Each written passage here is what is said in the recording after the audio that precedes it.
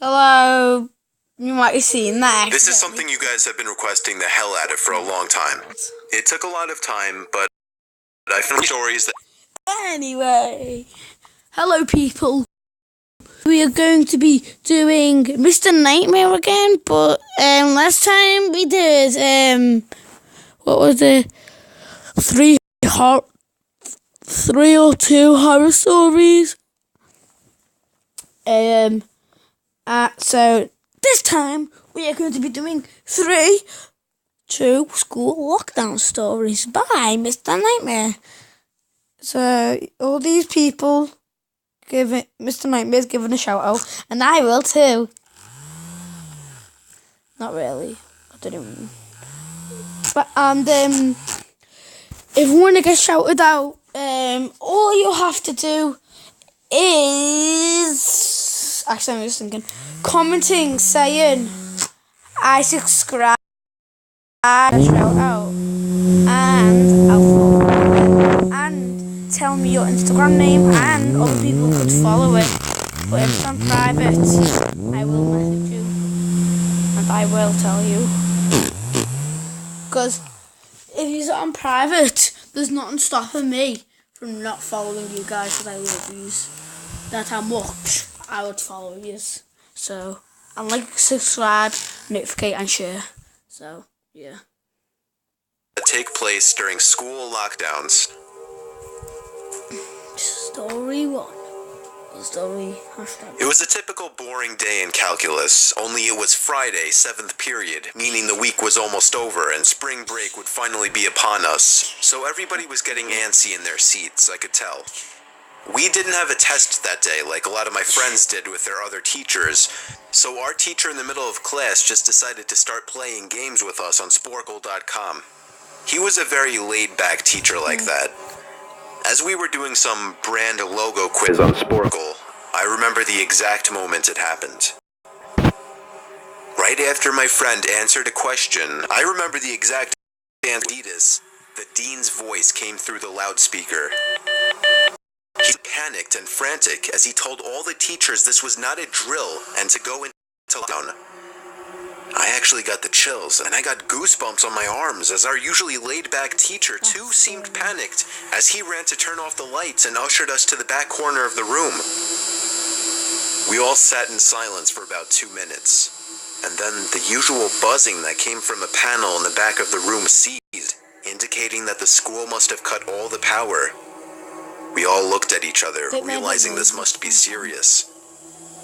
A few more minutes of waiting later, we heard a man screaming at the top of his lungs coming down the hallway. Class actually started crying, which made all of us even more scared. Screaming got closer to the classroom. The lunatic-sounding man started banging on the lockers while screaming, "I'll kill all of you." It was at that moment that I started to fear for my life. My teacher shushed us as we all looked at each other to see our peers' reactions. The banging then moved from the lockers to our classroom door. And that's when one of the crying girls... No. The banging on the door only grew worse. It's screaming, "Open up." 2 of the girls in the class were crying out. It felt like an eternity that man was pounding at the door.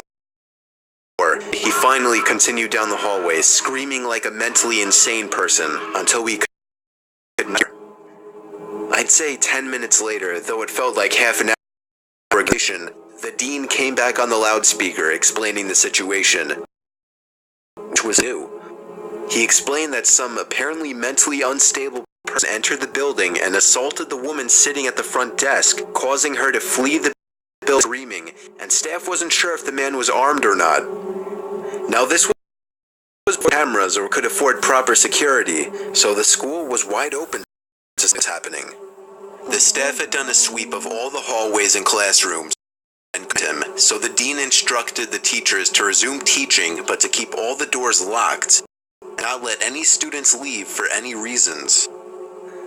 The most disturbing part, however, is that one of the janitors working the night shift found the man sleeping in one near the back end of the school, and according to rumors that were spread by my here sticking out of his pocket was a .44 Magnum. The janitor must have done some example leaving the closet door open, because by the time a police officer could arrive on the scene, the man was gone. My class, as far as I know, to this day, has no idea if this man was ever found, but I like to think that right now, he's being given the proper help that he needs. No. I couldn't use My school has 2 lunch periods. The first lunch period is for all 6th graders and some 7th graders. The second lunch period is for the other half of the 7th graders and all 8th graders. The lockdown happened in the beginning of October. The day the lockdown occurred, it was overcast and rainy. During the first lunch period, I heard 4 loud booms. I personally thought it was thunder, but the entire lunch crowd started screaming. I was thinking those kids were just serious pussies, but the campus security came in and started yelling at people to go into the multi-purpose room, and the kids who were in line buying lunch had to throw out their lunch and come inside. Me and some friends went inside the room along with a huge group of other kids. Everyone was curious as to what was happening. Our multi-purpose room is huge, and the back wall of the room is made of see-through glass. When me and my friends were rushed inside the campus, security was covering the glass with the curtains, and there were adults at every exit. My friend Eric was curious, as well as the rest of us, so he asked one of the adults what was going on. When he came back, he said, "You know how right in front of TMS there's those houses?" I replied, "Yeah." "There's this mentally disabled, crazy man that barricaded himself in front of his house, and he's threatening to commit suicide and kill the cops if he's evicted. He was walking around outside of school watching kids in a weird way," Eric told us. It turned out the man was also a registered sex offender, making matters worse. We were stuck in the multi-purpose room for a whole hour, taking up 2 periods. After the whole thing was settled, we were escorted to our classrooms one by one. I later found out that the man lives next to my friend Brandy, who told me about the previous Halloween when she saw the same man at his window cutting his arm and writing in his own blood, "Don't come here or I'll kill you," on his window. Of course, being Halloween, people, including Brandy, assumed just for the holiday. But after this horrific incident, we knew this man was mental, and we're glad he never got near us.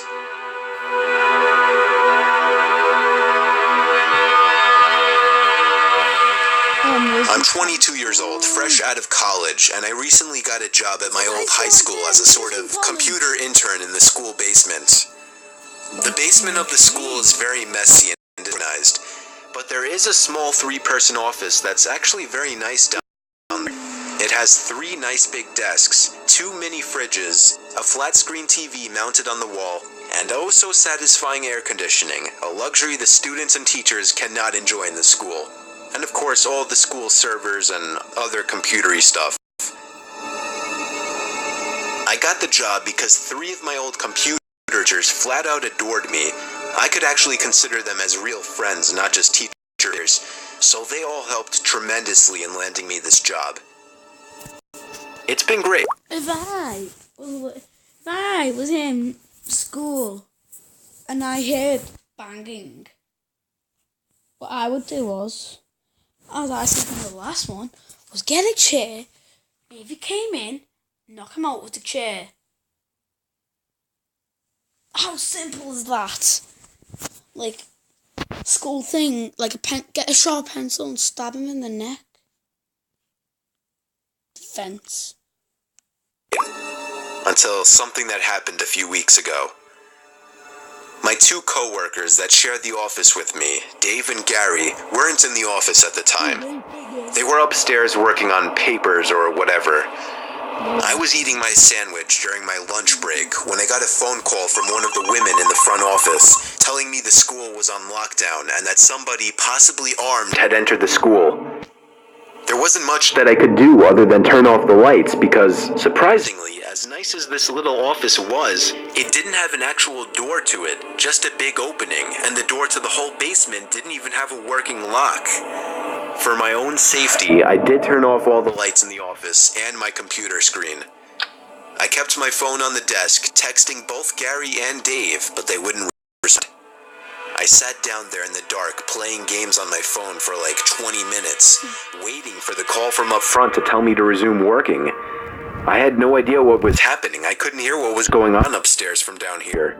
But I was not allowed any calls until I was informed that the lockdown was over. Then the noisy basement door opened. As the creaking echoed across the basement and into I sat up from my seat, wondering if I should call out Gary or Dave.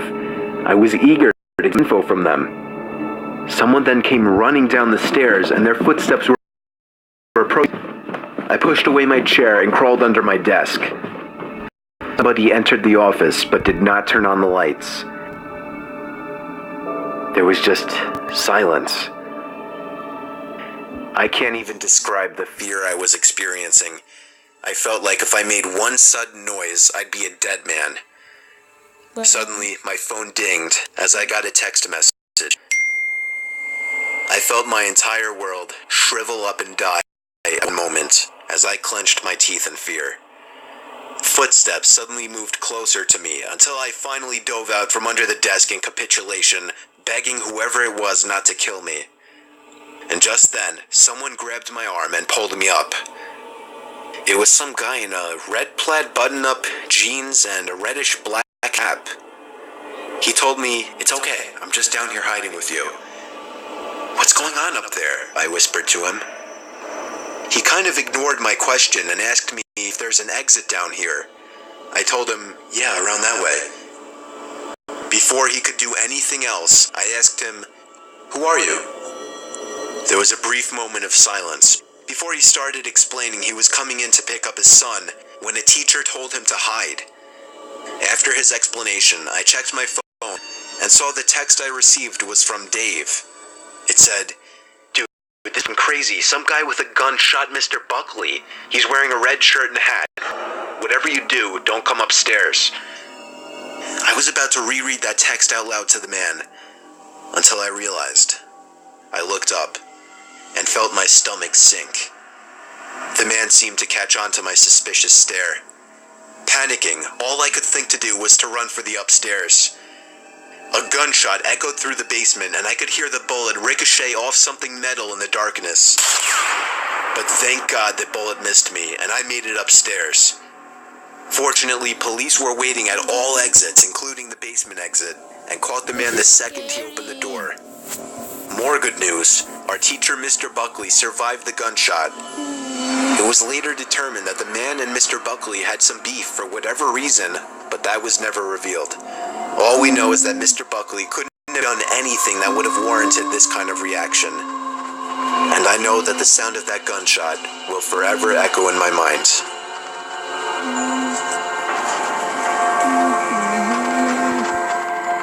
Well, yeah, that's definitely the end of this episode. If you like this video, as I said in the previous video, go and check out Mr. Nightmare's channel. Like and subscribe, turn on notifications and share. And yeah, peace.